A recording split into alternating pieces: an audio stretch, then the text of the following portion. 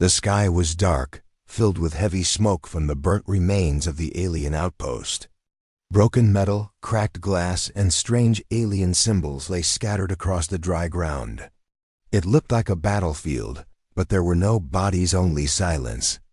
The man stepped carefully over the debris, scanning the ruins with his helmet light. He had seen many destroyed places before, but something about this place felt different, almost too quiet. Then he heard it, a soft, broken sound like someone sobbing.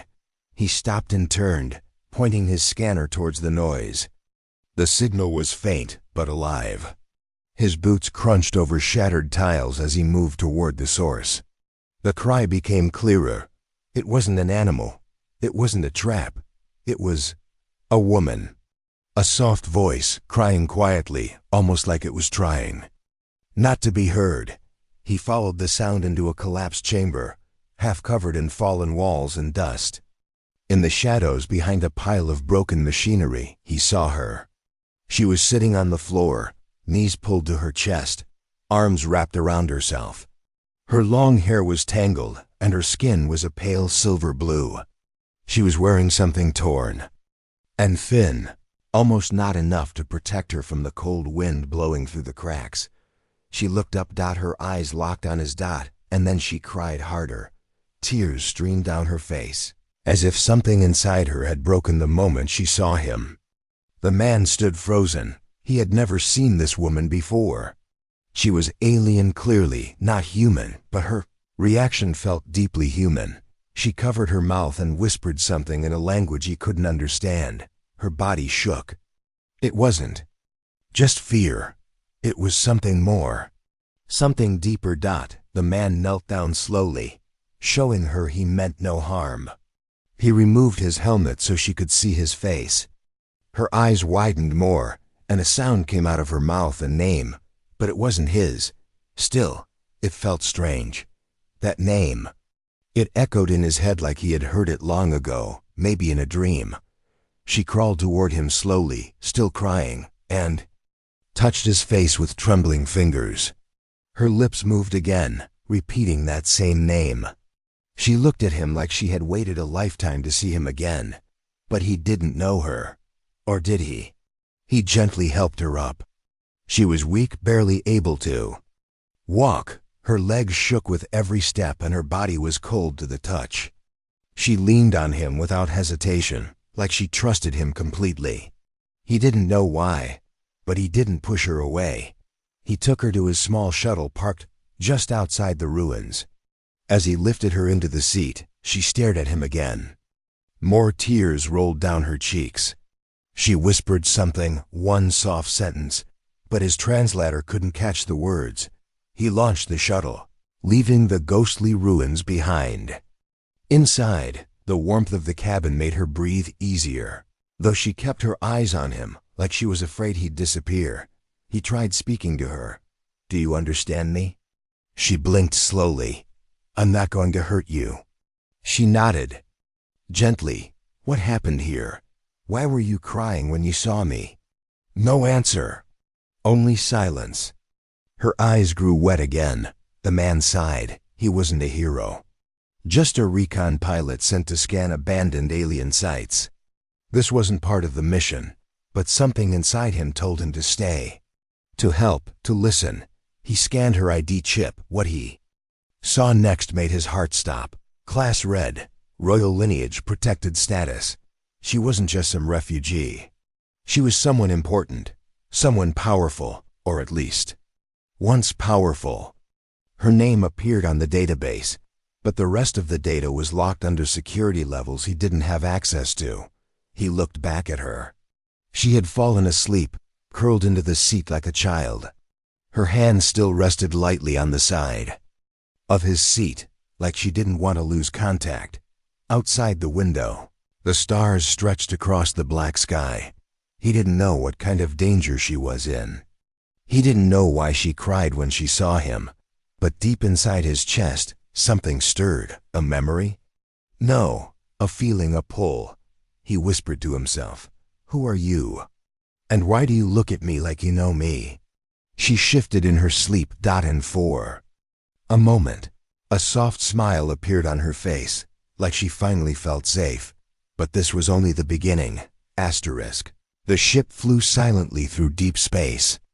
Stars passed by like slow-moving sparks outside the window, but inside the shuttle, the atmosphere was quiet, heavy, almost sacred.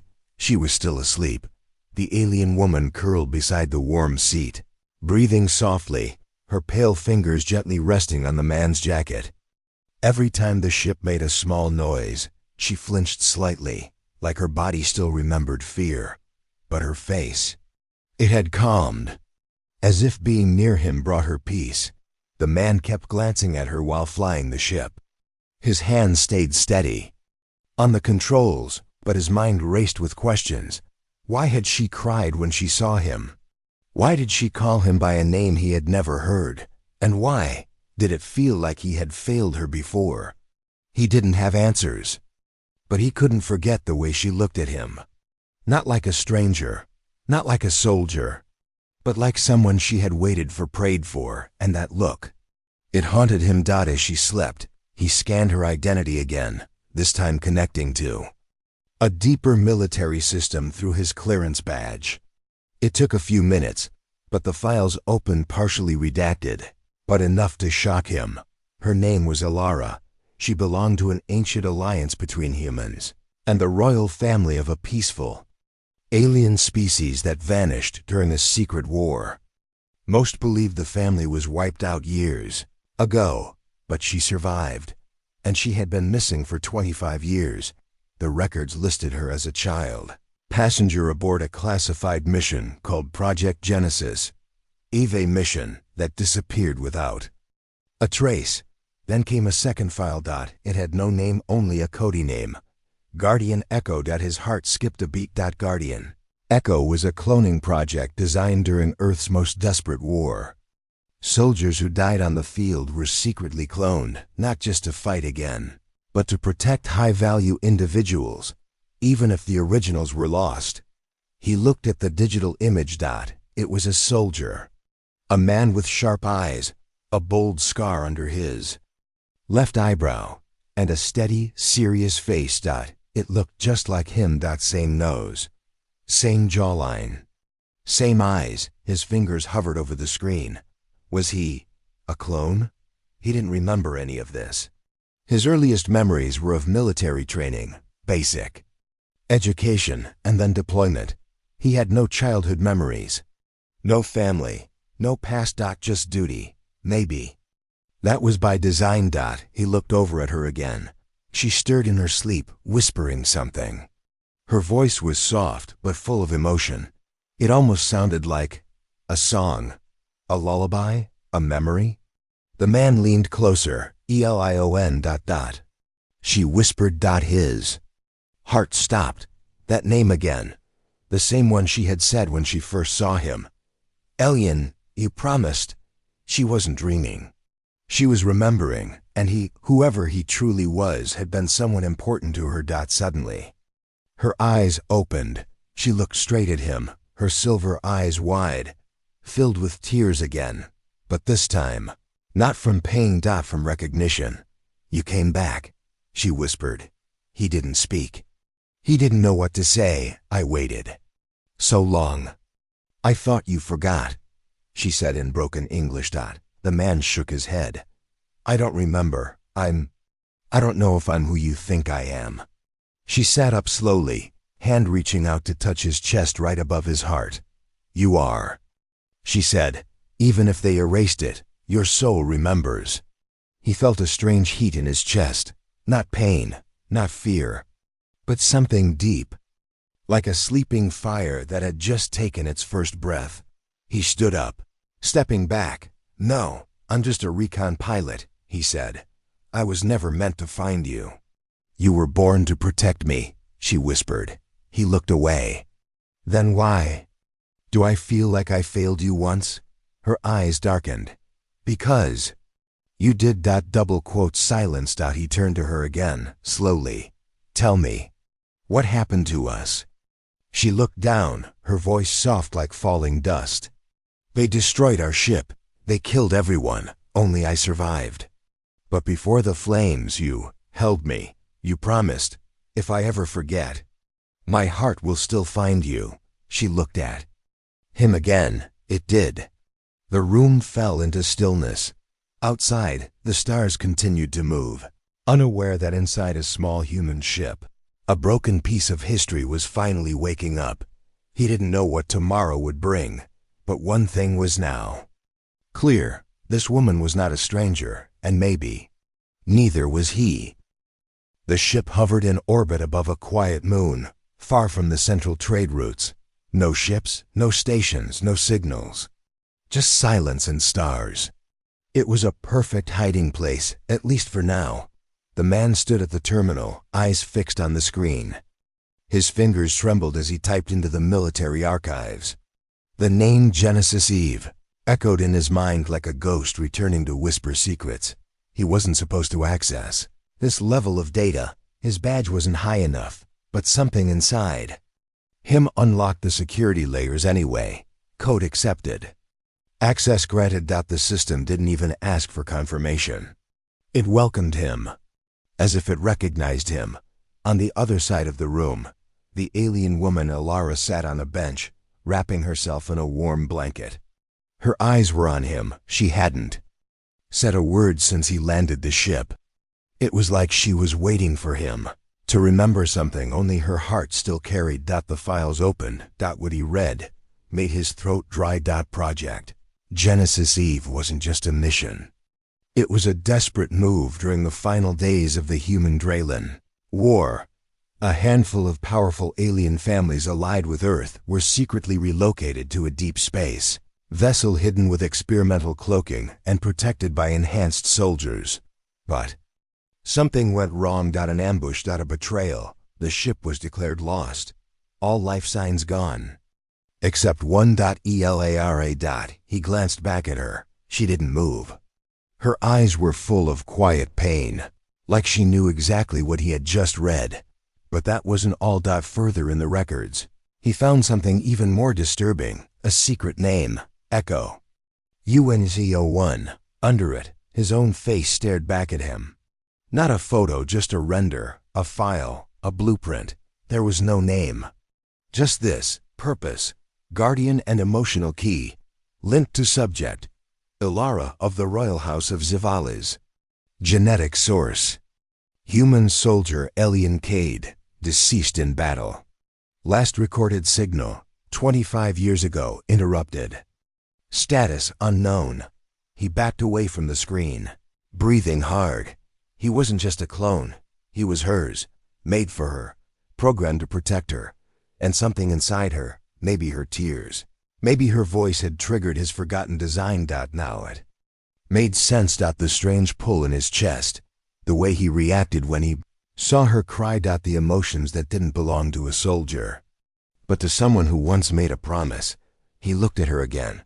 Ilara, he said, his voice lower now, almost unsure. Did I die? She stood up slowly. You did. I watched them take you away. You fought until your last breath. Her voice shook. They thought I didn't see, but I did. His throat tightened. I was a child. You told me not to be afraid. You smiled while bleeding. You told me, I'll come back, even if they erase me. She came closer, tears shining in her silver eyes. And now you have. He turned away, gripping the table. His head was spinning. His mind wanted to reject it, but his heart, it knew. But there was something else in the files. A warning. One line blinked in red. Alert. If subject Ilara reconnects with ECH001, the Zivali's beacon will activate. He clicked on it. A map appeared. And at its center Earth. Suddenly, alarms on his ship began to blink. Ping detected. Beacon active. Ilara gasped. No. She whispered. What is it? He asked. She closed her eyes. When you touched me, when I cried in front of you. The bond was restored. The moment that happened, an old beacon tied to my bloodline was reactivated. Who does it alert? The ones who destroyed our ship, the ones who feared our alliance. His fists clenched. They're coming. She nodded. To finish what they started. He looked at the stars through the window. Somewhere out there, the enemy had seen the signal. Maybe they were already moving. Maybe Earth was already at risk. He turned to her. Then we don't run. We find out why they were so afraid of us, and we stop them. She stepped forward. There's only one way, tell me. We go to the place where everything began, the hidden ruins of the Zavala's temple. That's where you first swore to protect Emmy, and that's where the truth sleeps. He stared into her eyes. He still didn't fully remember, but he didn't need memories to know what was right. He was built for one reason, to protect her, and now he would finish what the original alien started. Asterisk, the journey to the Zavali's temple was long and silent. The small ship floated through cold space, like a forgotten prayer heading toward an ancient god. Inside, neither the man nor the alien woman spoke much. But their silence wasn't empty, it was heavy, full of memories, or fragments of something deeper. He couldn't remember her, not truly, but when she spoke his old name alien, his heart always reacted.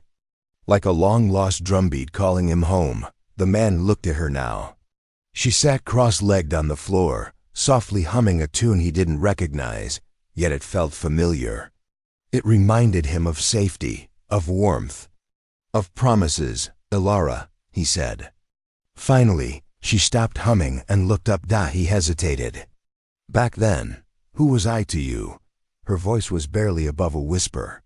You were the one who saved me, and the only one who stayed. He frowned. Was I your protector? You were more than that. Her eyes softened. You were the only man who never looked at me like I was a title or a target. He looked down, his hands tightening around the edge of the control panel. But I'm not him anymore. I'm just a copy. She walked over and sat beside him. Her fingers reached for his hand. You may be a copy, but your heart remembers. The way you stood in front of me when the bombs fell. The way you held me when I cried. That's still inside you. He turned to her. Then why does it hurt like I lost you already? She smiled sadly. Because the soul always knows what it once loved. He looked away, fighting something in his chest. Was it pain, guilt, love? Or all three twisting into a storm inside him? The ship beeped. They were approaching the planet. Below them, the surface was covered in purple clouds and pale mountains. The Zavali's temple was hidden beneath layers of rock and cloaking tech. It hadn't been touched in decades. As they landed, wind blew across the landing pad, carrying dust and pieces of old banners long faded. The temple stood tall, made of stone, glowing softly in places. It felt alive and ancient. They walked slowly into the halls. Each step echoed like they were walking back in time. Symbols on the walls lit up as Ilara passed. They responded to her, recognizing her blood. Then, in the center chamber, the man froze. There it was, a large carved mural, old, cracked, but clear. A young alien girl stood beneath a human man holding a spear of light. His face was carved with care, eyes filled with fire. The man gasped. It was him. Not just similar. Exactly. Elar walked closer. This was the moment. The day you took the oath of flame. He stared.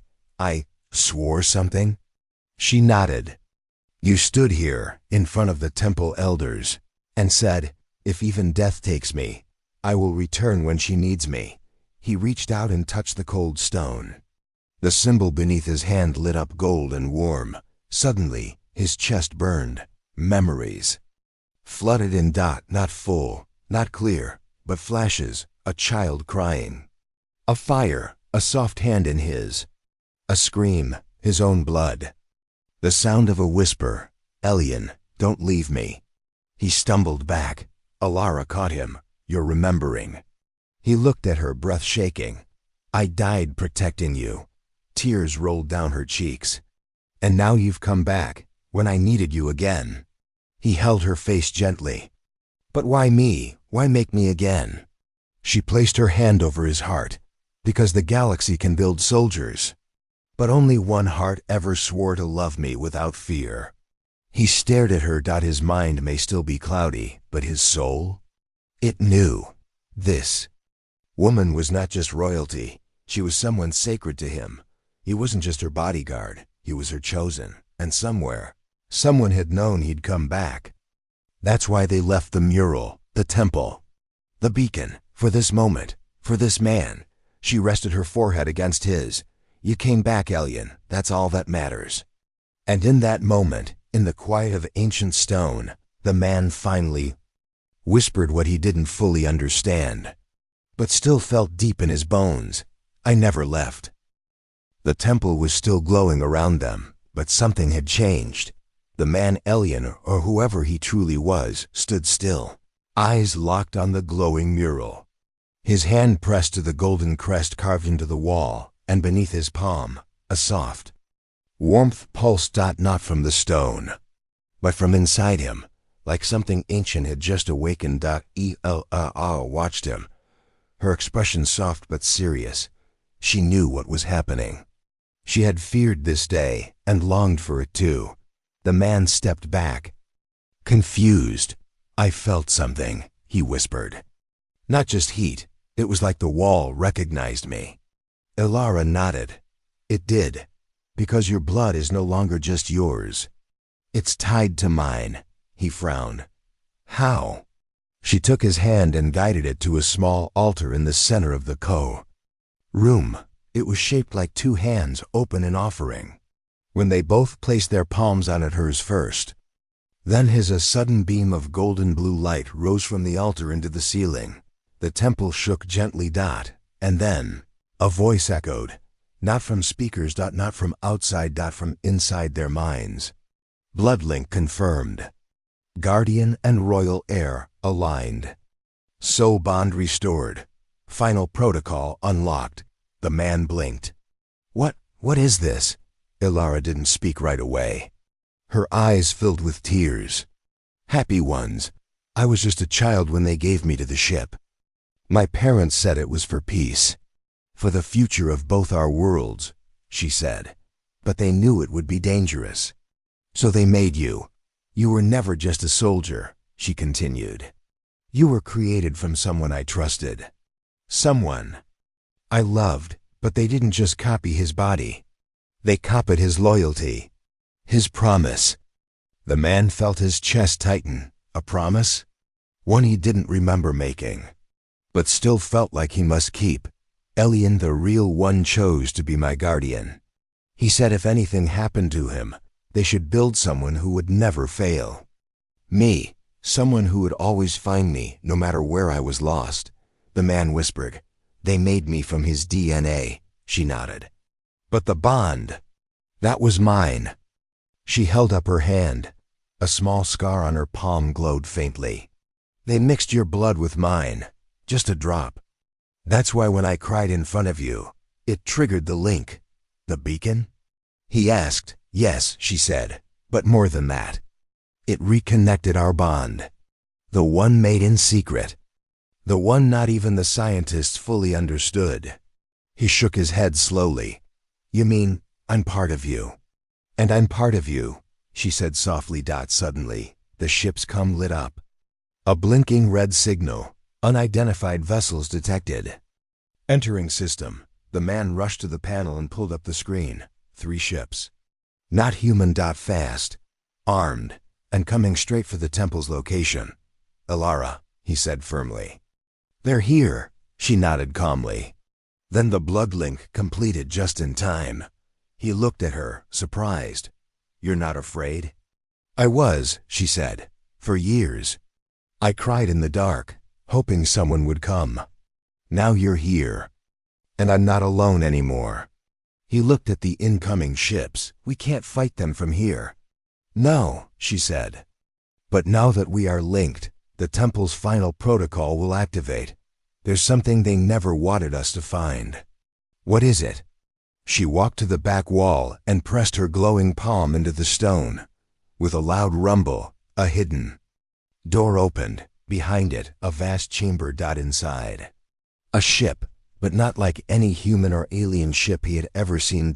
It looked grown, not built. Its surface was smooth like bone, glowing with the same golden blue light as the altar. It hummed softly, as if alive. "What is that?" He breathed. She smiled. "It's the heartship. A living vessel created only for bonded souls. It cannot be flown by one alone." He stared. "You mean, only we can pilot it?" She nodded. "Together, it was made for peace. But now it will be our shield." The ground shook again. Outside, the enemy was landing. He looked at her one last time. "No more running?" "No more running," she said, stepping into the ship. He followed her and as they touched the ship's controls. The walls lit up in waves of soft gold. The door behind them, sealed. The heartship. Woke. The heartship pulsed like a living heart. Its walls glowed with soft golden blue veins of light. It didn't hum like metal ships, it breathed. The man stood in awe, his fingers hovering over controls that moved like liquid.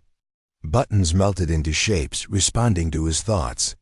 It felt like the ship already knew him, and it knew her. Alara stood beside him, calm and focused. Her hand rested on a glowing column that reached up from the floor like a tree of light. "The heartship was made for moments like this," she said. "When the bond is restored, when hope is almost lost." The ship's inner light dimmed. Then it spoke, not in words but in feelings, sounds, memories. The man could sense it. He and Alara were connected now, not just to each other, but to the ship. It was alive, ancient, created by her people long before war tore the stars apart. Suddenly, outside the temple walls, the sky flashed red. Boom. An explosion rocked the ground. The enemy had landed. The man ran to the viewing dome. 3 black ships, sharp like knives, hovered outside. Troops spilled out, tall, dark-armored aliens with glowing red visors. Their weapons hissed as they scanned the ground. He clenched his fists. "Who are they?" Ilara's voice dropped. "They call themselves the Silencers." He looked at her. "They were once our allies, until they betrayed us. They feared what the heartship could do. They feared what you and I could become, so they destroyed the Genesis Eve mission. They hunted us. And now," she said bitterly, "they've come to erase the last piece of what they failed to destroy." The man's eyes burned with anger. "No memories? Didn't matter. No one would hurt her again. Can we fight them?" He asked. She looked at the ship's core. "The heartship doesn't fight like normal warships. It defends, it protects. But if we link fully, it can become more. What do I do?" He asked. She stepped forward, holding out her hand. "You trust me."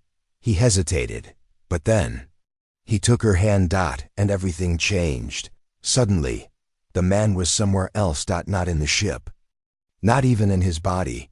He stood in a white space star swirling around him. Ilara stood there too, but younger, like a memory. She held a flower, smiled, laughed. Then, flames. She screamed his name, Elian, as shadows took her away. Then, heartbeat, a whisper. "If I ever forget, my soul will still find you." He gasped, falling back into the ship. The heartship roared. Its golden veins flared with brilliant light. Outside, the enemy troops stopped, blinded by the sudden glow. Their weapons short-circuited. Their leaders shouted in their harsh language. Inside the ship, everything moved. Walls shifted. Seats grew from the floor. A shield formed around the temple, like an invisible dome. "We're bonded now," Ilara said. Her voice was clearer, stronger. "The heartship has accepted us." The man stepped to the control helm, feeling like his very thoughts moved the ship. "Let's show them," he said, "that we're not just survivors." The ship lifted. The ground cracked beneath it. The heartship flew into the air like a beam of living light, its body silent but fierce. The enemy ships opened fire. Red missiles flew. But the heartship danced. It moved like wind, dodged like water. Each time the enemies attacked, the ship's light swallowed the energy, turned it into power. Inside, Alara closed her eyes and whispered words in her ancient language. The ship responded. It fired, not missiles, not lasers, but waves of force that disarmed the enemy. Their weapons vanished from their hands. Their ships powered down, dropping gently to the ground as if told to sleep. "They don't understand," Alara whispered. "This ship wasn't built to kill. It was built to make war impossible." The man stood stunned. Then why did they fear it? Because peace is only dangerous to those who profit from war. Below, the silencers began retreating. One ship exploded, not from damage, but from self-destruction. They didn't want to be captured. They feared what secrets might be revealed. As the last enemy ship fled into the stars, the heart ship hovered above the temple like a guardian reborn. Silence returned, but now it was peaceful. Not heavy. Not broken. Alara turned to him. Her eyes shimmered. "You did more than remember me," she said. "You found yourself." He touched the side of his head. "I'm still not sure who I am." "You're who I trusted," she said. "Then, now, always." And the heart ship pulsed again, not in warning, but in agreement. The stars stretched far beyond the window of the heart ship, but Elian didn't see them. He stood near the edge of the control room, staring down at the blue and green planet below. Earth. A place he had known all his life. A place he had protected, without knowing why. And now the truth sat heavy in his heart, not like a burden, but like a purpose returned. Behind him, Alara approached quietly. Her steps were soft, but he felt her presence before she spoke. "You remember, don't you?" she asked. He nodded slowly. "Not all the details, not names or places, but I remember. You. I remember the moment I swore I wouldn't leave you behind." She smiled, eyes wet but bright. "And you didn't." The heart ship drifted slowly over Earth's atmosphere, its living walls calm now, no longer pulsing with urgency. The silencers had vanished into deep space, broken, confused. Their weapons had failed not because of technology, but because of unity. No one had expected the last royal survivor and a forgotten clone soldier to become the match that relit an ancient bond. But that's what they were now. Together, linked by blood, promise, and soul. And the galaxy would remember. Elian turned to her, his face soft but serious. "You said this ship was built for peace, but peace can be dangerous." She nodded. "Yes, to tyrants. To those who profit from fear." He stepped closer. "Then what do we do now?" She didn't answer right away. Instead, she pressed her hand to the glowing pillar at the center of the ship. A soft tone echoed. A large map appeared in the air, a star chart of the galaxy, marked with dozens of points. Some blinking red, some fading, some gone completely. "These are the systems once protected by the Zavali's Accord," she said. "Worlds." That stood for balance, for diplomacy, for hope. He looked at the map, and something stirred inside him. "They're dying," he said. She nodded. "Because no one remembers what we once fought for." He looked at her. "No," he said. "We remember." She turned to him. Their hands touched without force, naturally, like two pieces of the same puzzle finally reunited. "I was made to protect you," he said. "But now I choose to protect what you stand for.